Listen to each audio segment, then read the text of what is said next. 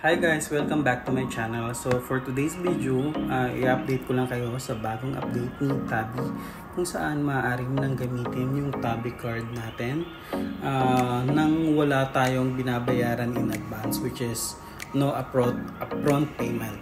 So yun yung tinatawag nila. So ang kagandahan nito, once ginamit nyo yung Tabi Visa card niya sa mga supermarkets, sa mga shop na pwedeng gamitin tong Tabi na to, is babayaran nyo siya after 40 days. So yun yung kagandahan niya. Hindi yung katulad ng dati na every time na gagamitin natin yung Tabi card is kailangan natin magbayad ng initial payment para makuha natin yung items na gusto natin.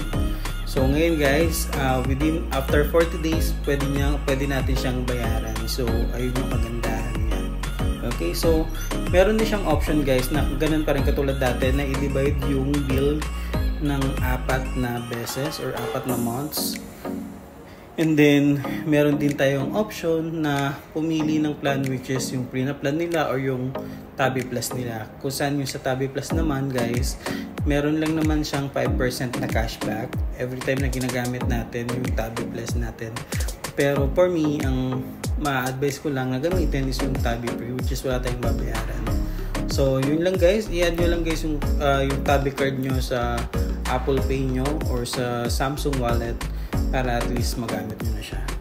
Yun lamang po, and have a nice day. Goodbye!